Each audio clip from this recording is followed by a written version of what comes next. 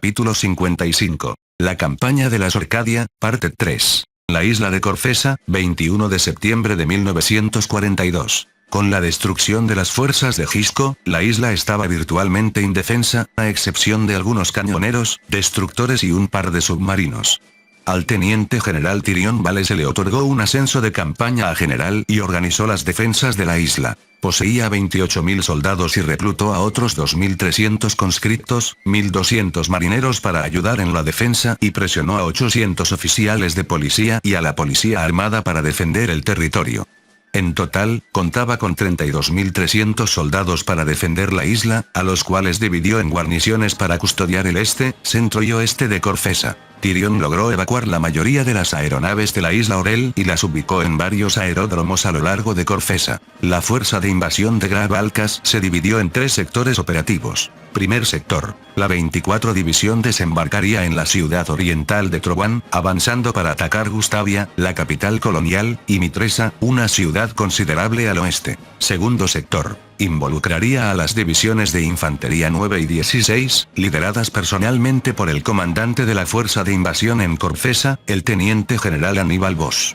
Avanzaría para tomar los campos petroleros de Cebú a lo largo de la costa y capturar la ciudad de Cromwell, la segunda más grande de Corfesa. Tercer sector. Involucraría a la 41 División, desembarcando en las costas alrededor de la bahía de Nosa, antes de avanzar para capturar 4 pueblos principales y 2 ciudades para enlazarse con las fuerzas del general Bosch, capturando la parte sur de la isla antes de que todos los sectores convergieran para tomar Gustavia. Los Graf Alcas desembarcaron y las fuerzas del primer sector capturaron 2 pueblos importantes, ganando un punto de apoyo en el río Larsen, pero su avance se volvió cada vez más lento debido a que un denso bosque obstruía su camino y tuvieron que tomar una ruta alternativa. La fuerza del coronel milicial Charles Blackburn mantenía el pueblo de Calavia en el oeste y fue atacada de inmediato por los Graf Alcas, pero las fuerzas de Blackburn resistieron tenazmente, mientras los obuses miliciales de 140 milímetros castigaban a las fuerzas del brigadier general Grauwich de Graf Alcas, deteniéndolos en seco. Las fuerzas de Aníbal atacaron con éxito, arrollando 3 pueblos principales y otros 6 menores en el norte, capturando la base aérea Aurelian y cerca del pueblo de Amel el 26 de septiembre. Tras 2 días de intensa resistencia, superaron a los defensores miliciales, quienes se retiraron a la ciudad de Louviene, al sur de Amel. Las fuerzas de desembarco más occidentales sufrieron una fuerte resistencia por parte de la Marina Costera Colonial, pero la repelieron y desembarcaron en la bahía de Nosa sin oposición, aunque tuvieron un enfrentamiento con el 13 Regimiento de Granaderos Milicial en la aldea de Amalfi, a las afueras de la bahía. Sin embargo, los Graf Alcas subestimaron a los elfos y tuvieron dificultades en algunos sectores. POF del capitán Marius, 4 Batallón, Ejército Colonial Milicial, cerca de Amel, 27 de septiembre de 1942. Los miliciales lanzaron un contraataque con la esperanza de recuperar la base aérea de manos enemigas y enviaron 4 batallones de la División Oriental en Corfesa para atacar a Aurelian y Eyre. El capitán Marius estaba a cargo de una compañía, bajo el 4 Batallón liderado por el coronel Sorensen. Acompañaban a las fuerzas de Marius un grupo de unos 12 tanques ligeros miliciales, armados con cañones de artillería de 45 milímetros. Enemigos avistados en el puente sur, capitán.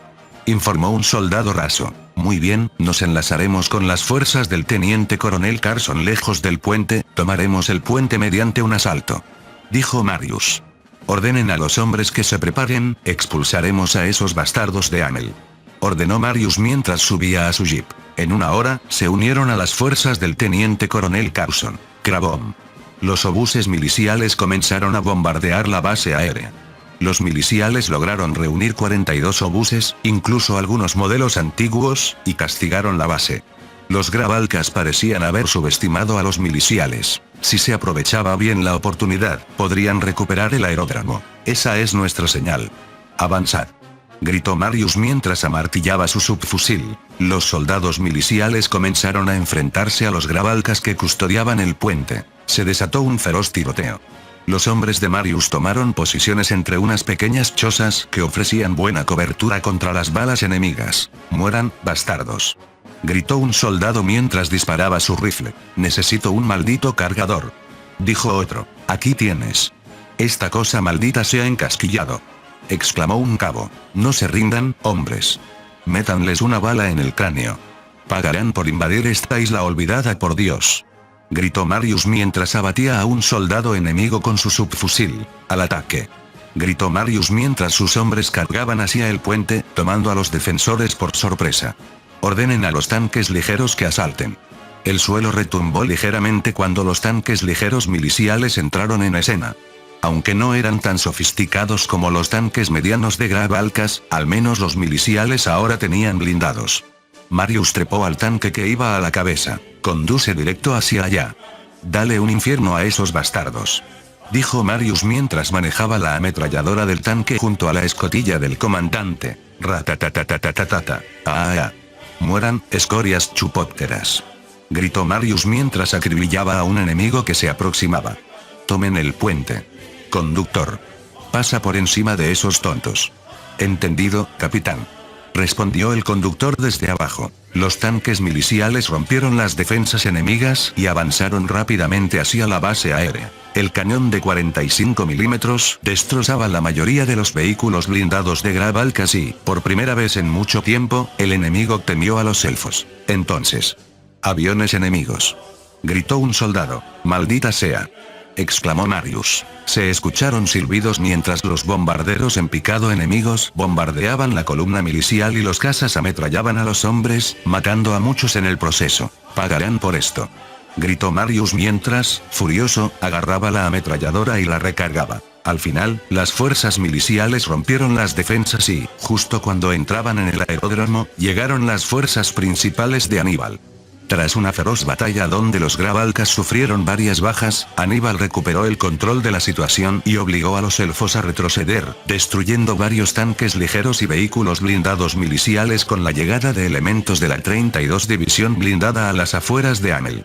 La ofensiva milicial fue detenida en seco y la división de Aníbal los cazó uno por uno. El 30 de septiembre, las fuerzas de Graf Alcas cercaron y tomaron Louviene, avanzando rápidamente hacia Gustavia. La ciudad de Mitresa cayó mientras la defensa milicial se desmoronaba por el intenso bombardeo enemigo. Los Graf Alcas, después de mucho tiempo tomando islas sin oposición, enfrentaron una resistencia real. Pero Aníbal replanteó su estrategia e inmediatamente descargó su martillo sobre las líneas de suministro miliciales, asfixiando a los defensores. Pronto, tras una campaña relámpago por toda la isla que duró hasta el 4 de octubre, sus fuerzas y las de los otros dos sectores operativos se reagruparon en Mitresa. Solo Gustavia y sus alrededores quedaban por caer. Ayuntamiento, ciudad ocupada de Louviene. En el antiguo ayuntamiento de Louviene, está a punto de tener lugar una reunión, aunque secreta. El comandante de Graf Alcas, Aníbal Voss, está a punto de conocer a un grupo de personas interesante. Las negociaciones con ellos determinarán la viabilidad de la ocupación de Orcadia y la cooperación de su gente en su conjunto. A Aníbal le ordenaron participar en la reunión por parte del general Silva. Las personas con las que se iba a reunir eran los representantes del Congreso Nacional Popular Araboriano, MPA, una organización nacionalista de humanos de Orcadia cuya etnia es araboriana, de ahí el nombre. Los Graf Alcas querían ser vistos como libertadores que liberaban a los humanos oprimidos de ser explotados por los elfos. La delegación del MPA estaba encabezada por William Wilkes, adjunto al presidente del MPA, y el más famoso Dr. Julián Trevelyan. Entonces, ¿son ustedes el MPA que afirma representar a los pueblos orcadianos?, preguntó Aníbal. Sí, señor Voss. Soy William Wilkes, adjunto al presidente, quien no puede asistir a la reunión debido a circunstancias imprevistas, por lo que represento aquí al señor Trevelyan, dijo Wilkes. En fin, yendo al grano, ¿qué intenta lograr su grupo con respecto a su ocupación milicial?, preguntó Aníbal. Bueno, nosotros, como Congreso Nacional Popular Araboriano, deseamos obtener la independencia de los miliciales tan rápido como podamos. Resumiré la historia del diverso archipiélago. Las islas de Orcadia solían ser cientos de reinos y estados menores, pero en su mayoría coexistieron pacíficamente entre sí, excepto hasta el surgimiento del Imperio Dorian, que reinaba dominante sobre Barbenca, Corfesa, Urict y partes de la isla Matilda. Durante un breve período de tiempo reinaron sobre los pueblos araborianos, unidos bajo el estandarte doriano. Hasta que, Hace casi 600 años, los miliciales llegaron a Orcadia bajo el pretexto de comercializar, luego se entrometieron en los asuntos dorianos y de sus vasallos, inmiscuyéndose en disputas sucesorias, conflictos tribales, asuntos económicos y otros asuntos políticos durante casi un siglo. El Me incluso llegó a subyugar a los reinos insulares menores a espaldas de los emperadores dorianos. Esto continuó durante casi un siglo. Hasta que los comerciantes miliciales se entrometieron en la sucesión doriana del año 1122. Los dorianos, como sabe, estaban comprensiblemente indignados, y una cosa llevó a la otra, hasta que estalló una guerra total entre los dorianos y los comerciantes miliciales, quienes inicialmente lucharon con grandes ejércitos mercenarios. El Imperio Yuan, no confundir con el Mu actual, ayudó a la lucha doriana enviando expertos que enseñaron a los herreros dorianos a forjar cañones y arcabuces. La guerra duró 5 años y ganaron los dorianos. Pero tras una década de paz incómoda, en 1137 los comerciantes nos provocaron de nuevo en una guerra. Esta vez el ejército milicial real fue enviado por su emperador.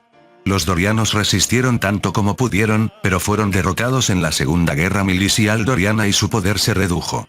Poco a poco, los miliciales fueron socavando los poderes dorianos, culminando en la tercera y última guerra milicial doriana, 1192-1200. Luchamos valientemente, haciendo que el enemigo derramara un océano de sangre por cada centímetro de tierra en el que se atrevieran a desembarcar. Pero la guerra se perdió. Los elfos anexaron la totalidad del imperio y en el siglo siguiente subyugaron todos los reinos menores, uno por uno, hasta que reinaron supremamente. Sus asquerosos colonos llegaron por cientos, engullendo nuestras tierras con sus pequeñas y sucias manos. Oprimieron a los humanos, que formaban la mayoría de la población de la isla, tratándolos mal, esclavizando a cientos de miles. Claro, el Me afirmó haber abolido la esclavitud hace 120 años, pero solo reemplazó la esclavitud con la servidumbre por deudas. Nos obligaron a cultivar sus preciosos cultivos, como el caucho, varios tintes, algodón, yute, y recientemente té y café también, que escuché que venían de los terranos. Su opresión y brutalidad no conocían límites. Nuestra gente odiaba a esos elfos con pasión. Los elfos causaron docenas de hambrunas, matando a millones. Nunca les importó, los elfos saquearon toneladas de oro, plata y otras piedras preciosas para ellos mismos. La gente quería resistir, pero no estábamos lo suficientemente unidos. Pero hace 74 años, los araborianos educados se unieron y formaron el MPA. Al principio, intentamos protestar pacíficamente, hasta ahora. Sin embargo, la mayoría de nuestras demandas no llegaron a ninguna parte. Pero ahora que los miliciales flaquean, estamos listos para unirnos a su esfuerzo, dijo Wikes. Es una larga historia, ciertamente, pero déjeme preguntar, ¿no se considerará esto una traición? Preguntó Aníbal. Señor Boss, perdón, ¿traicionar a quién exactamente? ¿A los folladores de árboles? ¿A quién le importa lo que esos bastardos piensen de nosotros? Dijo Wikes. Ese es el espíritu. Por lo tanto, Mimeisu, tan generoso como es, prometió a su gente el autogobierno. Derribaremos la administración colonial y estamos dispuestos a otorgar a los representantes de Sumpa el derecho a trabajar en nuestra administración de las islas, aboliremos la servidumbre por deudas, prometemos la redistribución de tierras para sus campesinos y, sobre todo, otorgaremos a su nación la independencia completa después del fin de la guerra. Pero los araborianos deben contribuir a nuestro ejército, y los recursos de Orcadia son vitales para nuestro esfuerzo de guerra. Estas son algunas de las condiciones que imponemos a su pueblo, dijo Aníbal. Muy bien, eso es aceptable, espero que podamos reunirnos más tarde, dijo Wikes, antes de que él y su enviado se levantaran y salieran del ayuntamiento. Mientras tanto, Ciudad de Gustavia, Isla de Corfesa, 5 de octubre de 1942. En un lugar subterráneo seguro, los comandantes, el virrey y su gabinete se reunieron. Las cosas se estaban volviendo intensas y los hombres sentían la tensión impregnando el aire.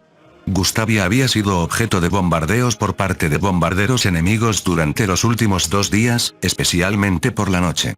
No pasaría mucho tiempo hasta que el enemigo atacara la propia Gustavia. Bueno, coronel, explique la situación en el frente al virrey, dijo el general Tyrion. Muy bien, dijo el coronel mientras señalaba un mapa de la isla de Corfesa. La semana pasada, el enemigo desembarcó sus fuerzas en nuestra isla en 3 sectores, y las ciudades cruciales de Trovan, Mitresa y Luviene han caído. Peor aún es que perdimos nuestra base aérea más grande, en Amel. Los enemigos están dirigidos por el teniente general Aníbal Bosch, un táctico despiadado, y sus fuerzas podrían atacar Gustavia en un ataque de 3 frentes, dijo el coronel. Dios mío, la situación sigue empeorando, general. ¿Qué podemos esperar hacer? ¿Realmente no podemos hacer nada? Intenté contactar a Runépolis varias veces, pero el enemigo interfirió en nuestras transmisiones, o las veces que logré comunicarme con el gobierno imperial, simplemente desestimaron mis súplicas de reforzarlos, dijo el virrey Nicholas Dumas. Esos bastardos ministeriales se atrevieron a llamarnos incompetentes y afirmar que están demasiado tensos para enviar tropas. ¿En qué frente están luchando realmente?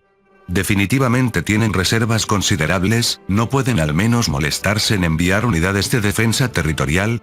Afirmaron que la defensa de la colonia recae únicamente en el ejército colonial.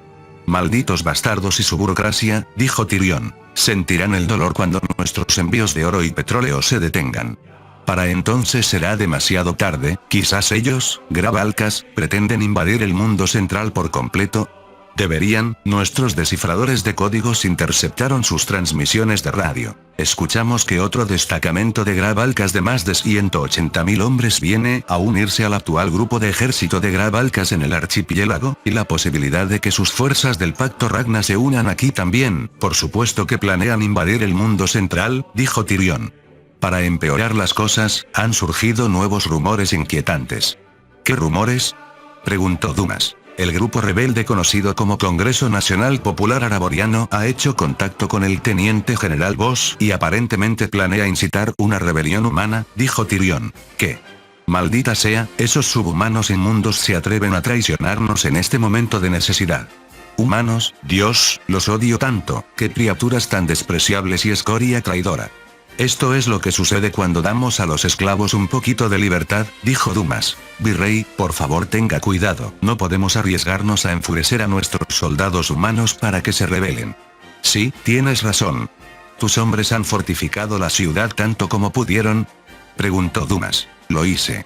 Logré recuperar 12.000 hombres del oeste y el este y los traje a la ciudad y a los distritos circundantes.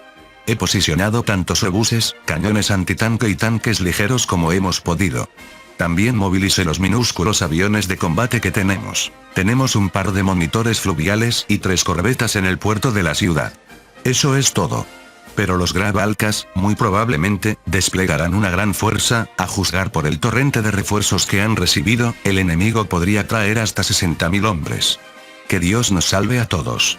Ciudad de Gustavia, isla de Corfesa, 6 de octubre de 1942. El día comenzó con un bombardeo masivo cuando más de 45 bombarderos medianos de Gravalcas castigaron la ciudad. Las fuerzas de Aníbal, que habían estado ocupadas rodeando la urbe y eliminando focos de resistencia enemiga, finalmente se lanzaron por la ciudad misma. Aníbal amasó una fuerza de 61.000 soldados, más de 80 tanques y más de 200 aeronaves.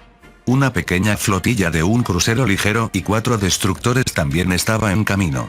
Sobre todo, contaba con varios obuses de 200 milímetros para bombardear la metrópoli. Krabom. Los cañones de Gravalcas abrieron fuego exactamente a las 6 am, reduciendo los distritos exteriores a escombros y matando a más de 820 soldados miliciales. Aníbal también tenía almacenados proyectiles de artillería química, pero prohibió a su artillería usarlos a menos que la situación fuera extrema. Sin embargo, sí permitió el uso de algunos proyectiles incendiarios contra el enemigo. «Avanzad», gritó un capitán de Gravalcas. Las divisiones de Gravalcas se cerraron sobre la ciudad de Gustavia, encabezadas por tanques ligeros y medianos, respaldados por la artillería. «Bah, este ataque parece bastante fácil», murmuró un soldado raso de Gravalcas, mientras su contingente se movía para tomar uno de los distritos exteriores de la ciudad. «Sí, más bien un paseo», dijo otro soldado. «No podemos esperar mucho de esos elfos retrasados», añadió un cabo. «Cierren la boca todos». Un oficial fue interrumpido. Ratatatatatatatata. Las ametralladoras pesadas miliciales abrieron fuego, aturdiendo a los soldados de Gravalcas y enviándolos a correr en busca de cobertura. «¡Ah! Hijo de», dijo otro soldado antes de morir acribillado. «Maldita sea», exclamó un soldado raso mientras intentaba localizar el origen del fuego enemigo. «Traigan los tanques, por el amor de Dios», gritó el capitán, encogido detrás de una roca. Se escuchó el crujido de las orugas y 2 tanques medianos aún rodaron hacia su posición. Los ametralladores miliciales, viendo que estaban superados. ¡Bum! Los dos tanques dispararon sus cañones de 75 milímetros contra el edificio, destruyéndolo y matando a los soldados miliciales en su interior. «Los tenemos, imbéciles», dijo el artillero. «Avancen. Ni un paso atrás», ordenó un oficial. El convoy de Grab Alcas, liderado por los dos tanques OUND, avanzó por una avenida, unido a 3 vehículos blindados y 2 tanques ligeros. 800 soldados avanzaban detrás de ellos. «Malditas barricadas por todas partes», murmuró un soldado raso. ¡Cuidado!, gritó otro al divisar un cañón antitanque enemigo, oculto entre la caótica serie de barricadas. «Crabom». El cañón antitanque enemigo de 60 milímetros disparó y destruyó un tanque ligero. Al mismo tiempo, 200 soldados miliciales, en su mayoría humanos, se lanzaron por la avenida. Algunos arrojaban granadas a los vehículos blindados, mientras otros se ensarzaban en feroces tiroteos con los soldados de Grab Alcas. «Hijos de perra», masculló un capitán de Grab Alcas mientras vaciaba su cargador contra un elfo. La columna de tanques, que inicialmente había caído en el caos, respondió y destruyó el cañón antitanque. Para entonces, un tanque ligero y un vehículo blindado estaban destruidos y 52 soldados habían muerto. «Muévanse. Muévanse». La columna, junto a muchas otras que entraban en la ciudad, avanzó simultáneamente. La batalla por Gustavia arreció durante los siguientes 2 días. Los Grab Alcas estaban sorprendidos por la tenacidad de la resistencia, pero la artillería milicial fue silenciada en su mayoría por los bombardeos aéreos, facilitando el avance. Los Grab Alcas eran atacados a menudo por la retaguardia debido a que el enemigo usaba sabiamente las alcantarillas para enviar tropas de choque a los flancos imperiales. Aníbal envió varias compañías de élite para asaltar las alcantarillas en una primera fase y trajo botes de armas químicas para asfixiar a los enemigos escondidos allí como parte de la segunda fase, causando la muerte de más de 1500 soldados miliciales. La armada de Grab Alcas era constantemente repelida por los cañones costeros de la ciudad, y los intentos de flanquear Gustavia por el río eran frustrados por los cañoneros fluviales del ME. Aníbal esperaba este nivel de resistencia y provocó a los miliciales para que comprometieran la mayoría de sus fuerzas en una contraofensiva prematura, desperdiciando miles de vidas y municiones a cambio de la pérdida insignificante de unos pocos cientos de soldados de Grab Alcas. El ME mantuvo el puerto abierto para la evacuación de civiles, cuyas armas antiaéreas eran lo suficientemente fuertes como para mitigar considerablemente los ataques aéreos enemigos. Barco de carga búlgaro Maritsa, puerto de Gustavia, 10 de octubre de 1942. «Maldita sea», murmuró Boris Tsekov, un médico búlgaro, mientras más y más pacientes heridos inundaban el área a su alrededor. Bulgaria había adoptado una estricta política de neutralidad desde la invocación de la tierra a este mundo. Por lo tanto, no intervino en Kuatoine, Fen ni Parpaldía, a pesar de que el resto de las potencias centrales sí lo hicieron.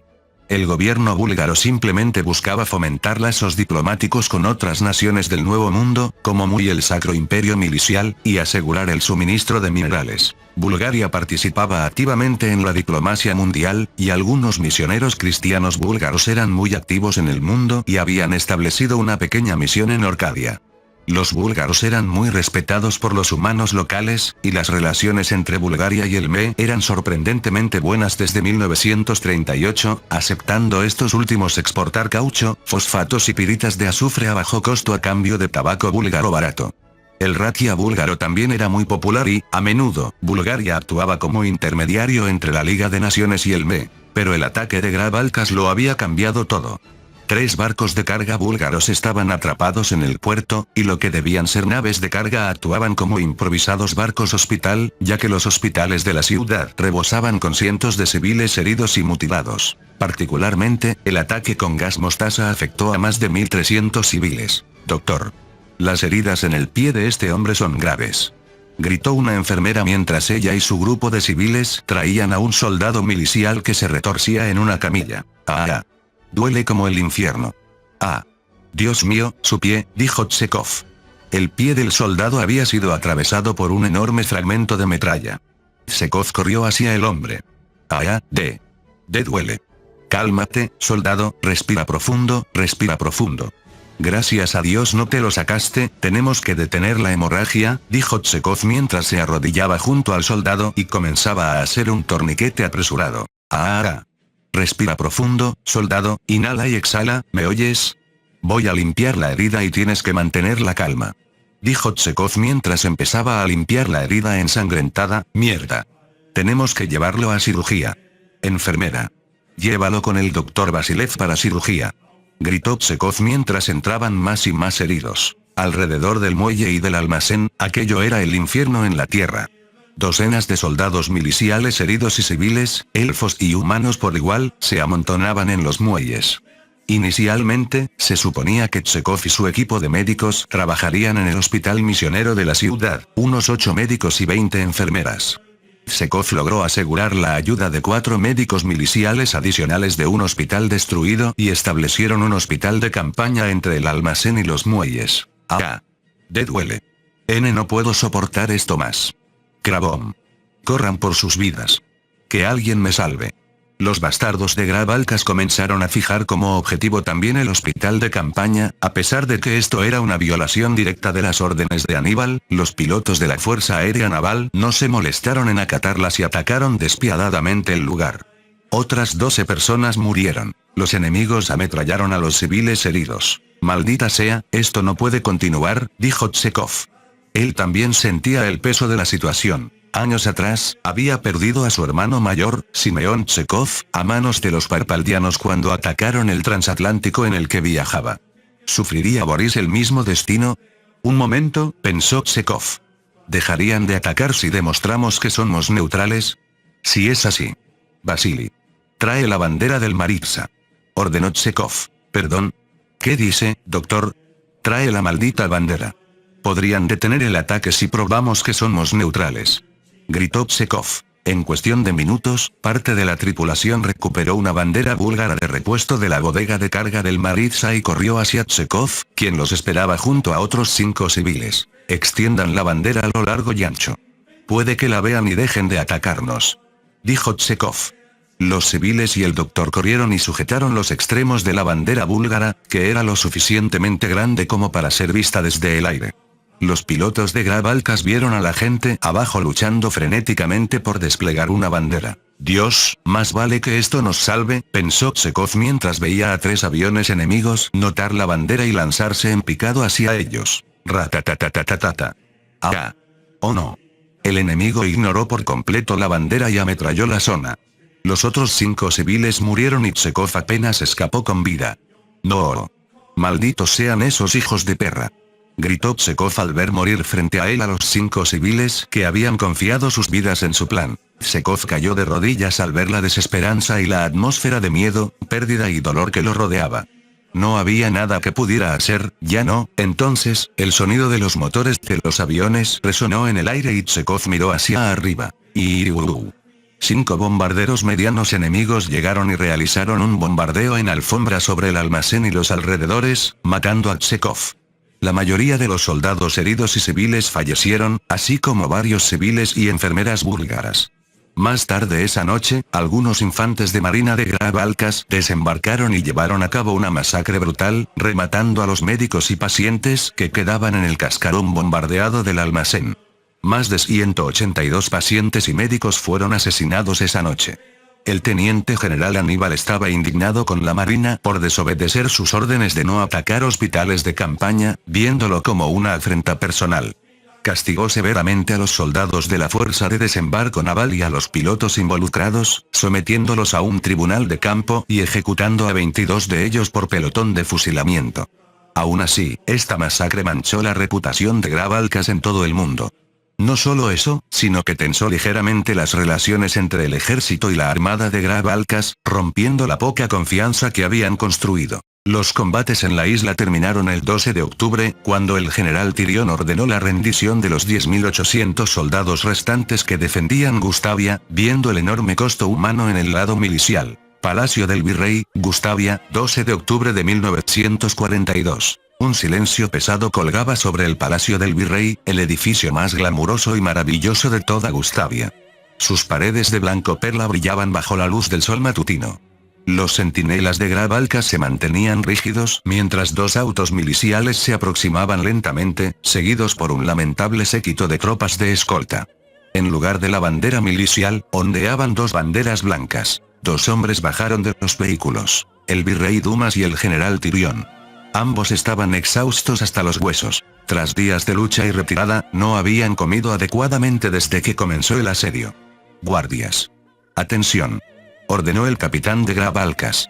Los centinelas se cuadraron con firmeza, sus bayonetas brillando con los reflejos.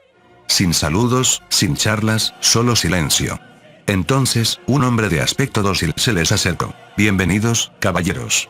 El teniente general Aníbal Bossa guarda su presencia en la sala de conferencias. Yo actuaré como su intérprete. Por favor, síganme, dijo el hombre. Dumas y Tyrion lo siguieron, escoltados por 5 oficiales de Grabalcas de mirada severa. El virrey sintió la ironía de la situación, rendirse en su propio palacio. Entraron en la sala.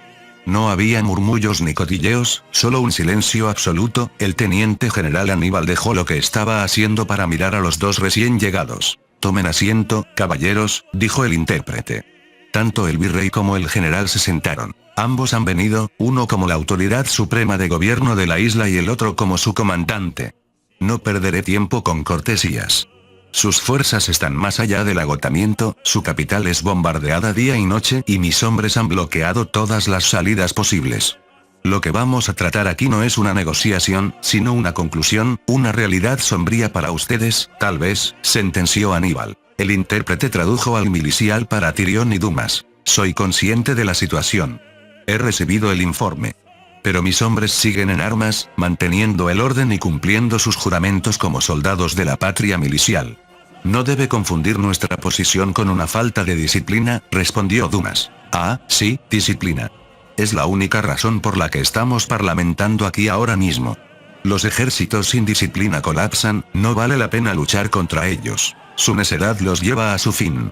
Estoy seguro de que sus oficiales están resentidos por la masacre en los muelles. He capturado a los criminales de la infantería de marina y me he encargado de ellos.